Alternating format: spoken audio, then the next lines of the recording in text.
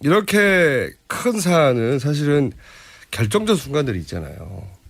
이게 이제 우리가 TV로 본 결정적 순간도 있지만 현장에서 소추위원으로 야 이때가 정말 결정적인 순간이었어.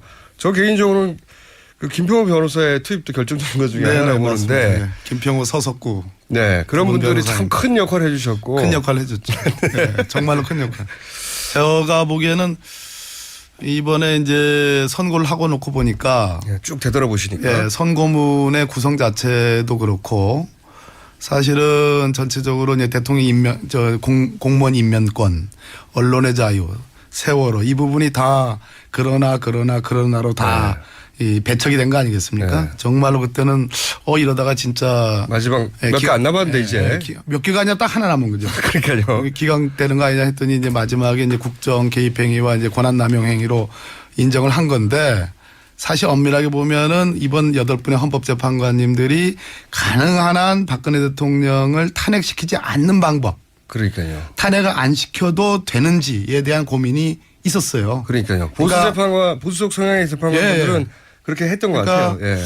굉장히 이제 우리가 이제 예전에 재판을 해보면 이것은 유죄인지 무죄인지 뭐 일종의 그 무죄 추정 원칙이라는 게 있지 않습니까? 사실 이번에 대통령 파면 절차인데 이번에도 무죄 추정 비슷한 그런 원리가 작동했고 설사 법 위반이나 헌법 위반이 있어도 대통령이 반성을 한다면 즉 복직해서 정상적으로 대통령직을 수행할 수 있을 가능성만 있다면 사실은 탄핵을 안 시켜도 된다라는 생각을 갖고 계셨어요. 판결문을 보면. 판사 출신으로 한다 이거죠. 예. 그러니까 그런데 해보신 분들은 이런 걸 아시는데 장 의원님 말씀처럼 김평우 변호사님하고 서석구 변호사님 이분들이 투입이 되면서 분위기가 이제 달라졌습니다. 예. 그러니까 제가 보기에는 완전히 이제 뭐 재판 끝났다라고 오판한 것도 있지만 사실은 대통령과 대통령을 지지했던 세력의 힘을 과신해 가지고 그러니까요. 이렇게 선동을 하면 상당 부분 확 일어나고 실제로 많은 뭐 소위 친박 집회라는 것이 그냥 뭐 티밥 튀기듯이 확 불같이 일어난 건 사실이거든요. 뭐 알았는 표현은 아니네요. 티밥 튀기듯이. 점잖은 표현은 아닙니다만은 그 힘으로 사실상 헌법재판관들을 설득시킬 수 있었다라는 오판을 했을 가능성이 높은데 오히려 그것이 헌법재판관들의 영린을 건드리고 자존심을 건드리고 대통령과 대통령을 둘러싼 심지어 대리인들조차도 이렇게 막 가면 이런 분들을 원직으로 복직시켰을 때 그 국정농단은 다시 또 개시될 가능성이 있다라는 그 판단을 한 것 같아요. 그럼 그 두 분 변호사의 투입이 결정적인 순간이었다. 패착이죠. 패착. 지금도 마찬가지. 결정적인 순간은 딱 그때밖에 없었습니까? 보시기에?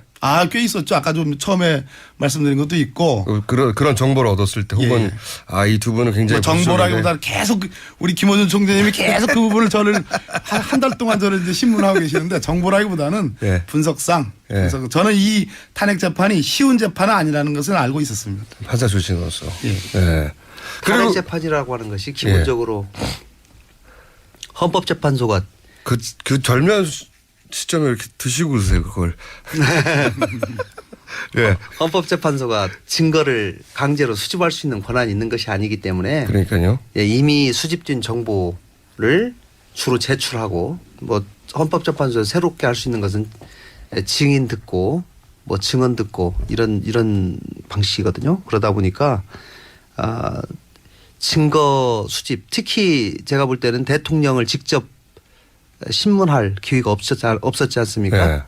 그것 때문에 추가적인 사실 확인하는데 상당히 애를 먹었고 그것이 이번 헌법재판소의 판결에 공무원 임명권 남용을 위한 남용을 통한 직업 공무원제 본질을 해치지 않았냐 그 부분하고 세월호 부분하고 언론 침해 부분하고 이 세 개 부분은 이제 어떻게 보면 인정이 안 됐는데 그 부분은 제가 재판 과정을 지켜보면서 마지막에 결국은 대통령이 개입했냐 개입하지 않았냐 누가 대통령이 누구에게 지시했냐 이 부분이 밝혀져야 되는데 그 부분을 밝힐 수 있는 기회가 없었다. 그렇기 때문에 결국은 이제 지금까지 드러난 증거에 비추어 봐도 인정하기가 어렵다. 이제 이렇게 판결이 날 수밖에 없었다라고 생각이 됩니다. 결정적 순간 의원님이 보시기에 이때가 결정적이었어 이런 순간은 없으셨어요?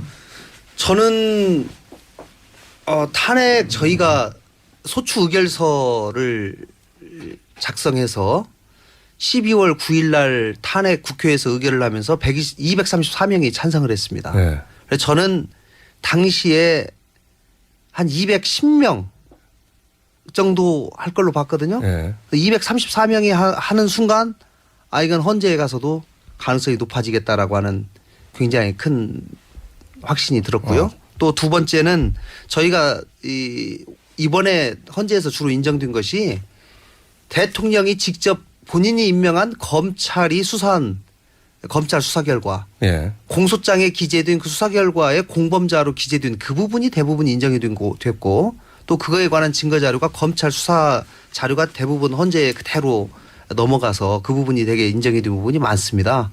그렇기 때문에 검찰에서의 수사가 결국은 이 증거 자료 확보나 이번 헌재 인용에도 큰 영향을 미쳤다라고 생각을 하고요. 헌재에서 증언 과정에서는 안종범 씨의 증언이 저도 아까 우리 장 의원님 말씀하신 것처럼 가장 결정적이지 않았나 싶습니다. 우리 그 법률 아직 묻지도 전문가 않았는데. 마음이 급하셨어요? 아니, 법률 전문가들께서는 너무 오랫동안 말을 못 하셔가지고 3주 동안. 아니 말 좀 줄이겠습니다. 이렇게 복잡하게 생각하시는 건데. 복잡하게 생각하시는 저는 이게 쭉 보면은요. 이번에 이정미 그 소장 대행께서 이렇게 쭉 읽어내가시는 걸 보면은 다시 한번 느꼈어요. 법은 상식이다. 법은 절대로 상식에서 벗어나지 못한다는 느낀 게 사실 한번 보자고요. 세월호 문제 같은 경우에도 세월호 문제가 대통령의 성실 의무를 위반하지 않은 건 아니다. 뭐냐면 성실 의무라는 게 좀 모호하다. 성실 의무라는 것을 탄핵의 어떤 종목으로 넣기는 좀 힘들다라는 얘기를 하신 거예요. 무슨 말이냐면 성실 의무를 100을 위반을 해야 탄핵인데 80이냐 90이냐 100이냐 이렇게 계량화할 수는 없는 것이 아니냐. 그런 차원에서 기각이 된 부분이고 인사농단이나 언론농단도 세계일보 문제는 문제가 있다. 다만 이것을 누가 지시했는지 정확하게 밝혀지지 않았다는 얘기를 한 거고 마지막에 저는 그 이번에 이정미 재판관의 어떤 그 하이라이트가 특검과 검찰 수사에 협조하지 않은 거. 그다음에 대국민 담화가 진성이 없었던 거. 이게 대통령으로서의 어떤 자격을 어떤 그 재판대에 놓고 이것을 만약에 대통령을 탄핵을 하는 것이 대한민국의 이득이냐. 탄핵하지 않는 것이 이득이냐 놓고 봤을 때 헌법 수호 의지가 없는 대통령을 탄핵하는 것이 대한민국의 이득이다. 이런 차원에서 정말 보편적인 상식에서 이것을 판결하기 때문에 저는 앞으로도 이 재판문을 보게 되면 어떤 사람이 대통령이 돼야 되고 새로운 리더십을 어떤 사람에게 부여해야 되는지의 것을 좀 명확하게 우리 사회가 앞으로 나갈 방향을 좀 지향을 해주는 부분이기 때문에 굉장히 목문이었다는 생각이 들고 결정적인 순간 아까 말씀드린 안종범 그 씨가 나와가지고 한 얘기고요. 그러니까 개인적으로 보면 12월 9일 날 탄핵하기 전에요. 사실 모든 시선이 그 당시에 새누리당 비주류 쪽에 쏠려 있었어요. 비박이 그때 주인공이었죠. 제가 그때 이 스튜디오에 나와가지고 말씀드렸잖아요. 몇 표 나올 것 같아요. 그래서 말씀을 제가 230에서 250이다 말씀드렸듯이 사실은 저희 같은 경우에는 만약에 탄핵이 안 됐을 경우에 새누리당 비박계에 쏟아지는 비판이라든지 이런 것들을 굉장히 그 좀 두려워했었고 다만 이런 것들이 저희들이 결심을 하고 새누리당 비박계들이 탄핵을 주도했다. 이런 것들에 대해서 결정적인 순간은 아마 12월 9일 날 국회에서 정말 압도적인 다수로 탄핵이 인용된 것들이 제가 볼 탄핵의 어떤 그 탄핵 소추안이 가결된 것이 가장 결정적인 순간이 아니었나 생각이 듭니다. 이 세월호 관련된 판결에 대해서는 사실 이견이 좀 있는 걸로 상식이라고 말씀하시는데 다른 상식을 하신 분들도 있거든요. 이 2부에서는 저희가 같은 소추인으로서 이제 비슷한 시각에 대한 이야기를 나눠봤는데 저희가 잠시 후에 2분 후에 돌아올 시간에는 이제 앞으로 대선이라든가 서로 의견이 전혀 다른 부분들에 대한 얘기를 나누면서 좀 싸워주셔야 되는데요. 지금 너무 화목하거든요, 분위기가. 무슨 함국? 아니 싸워주셔야 되는데 지금 너무 화목해요. 화목한. 저는 대통령 화목이 싫어요. 탄핵 얘기를 묻는데 화목 안 할 수 없잖아요. 그건 당연한 거고 정치 얘기하면 싸우게 되겠죠.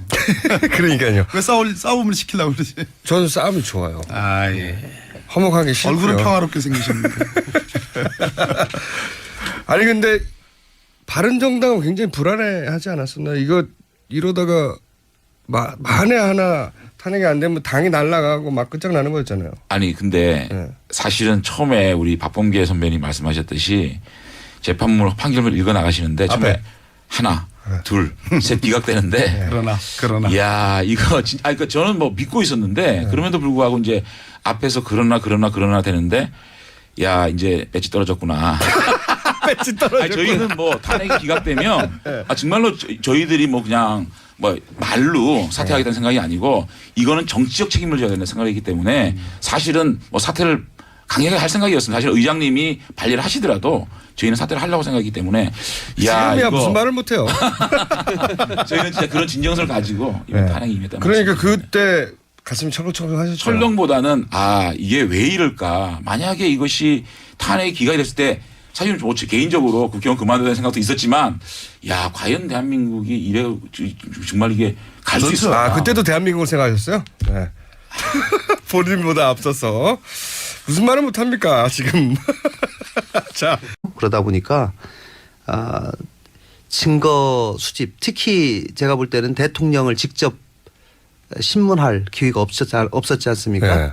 그것 때문에 추가적인 사실 확인하는데 상당히 애를 먹었고, 그것이 이번 헌법재판소의 판결에 공무원 임명권 남용을 통한 직업 공무원제 본질을 해치지 않았냐, 그 부분하고 세월호 부분하고 언론 침해 부분하고 이 세 개 부분은 이제 어떻게 보면 인정이 안 됐는데, 그 부분은 제가 재판 과정을 지켜보면서 마지막에 결국은 대통령이 개입했냐 개입하지 않았냐, 누가 대통령이 누구에게 지시했냐, 이 부분이 밝혀져야 되는데 그 부분을 밝힐 수 있는 기회가 없었다.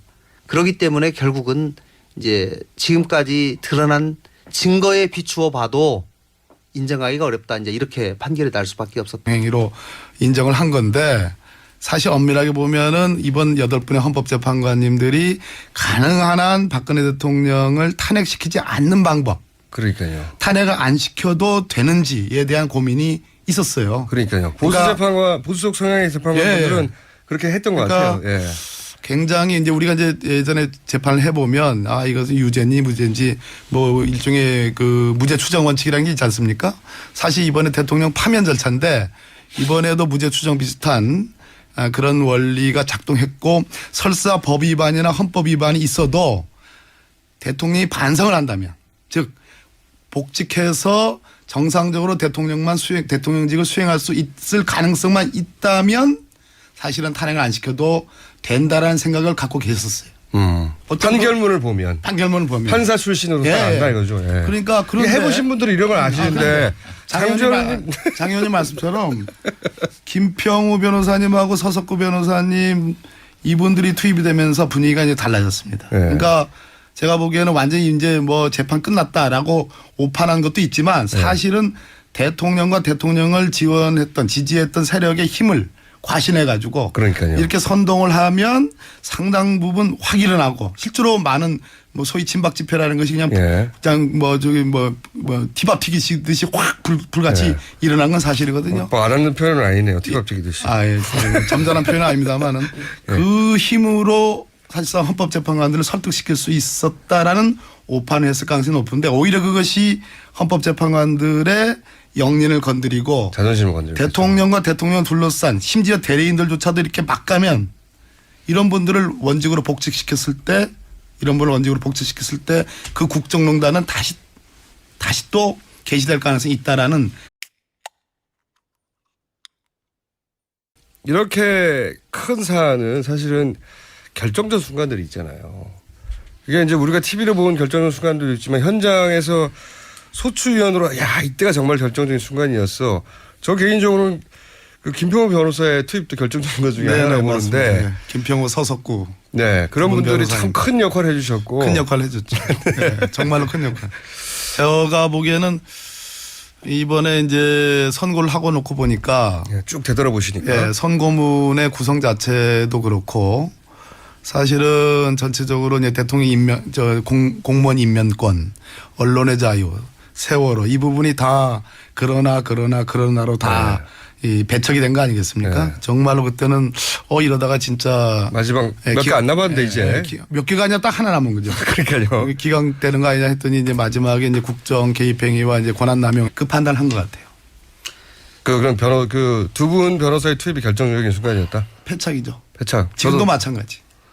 결정적인 순간 딱 그때밖에 없었습니까? 보시기에 아, 꽤 있었죠. 아까 좀 처음에 말씀드린 것도 있고. 그런 정보를 얻었을 때 혹은 예. 이 두 분은 굉장히 뭐 정보라기보다는 계속 우리 김어준 총재님이 계속 그 부분을 저를 한 달 동안 저를 이제 신문하고 계시는데 정보라기보다는 예. 분석상 예. 그래서 저는 이 탄핵 재판이 쉬운 재판은 아니라는 것을 알고 있었습니다. 판사 출신으로서. 예. 예.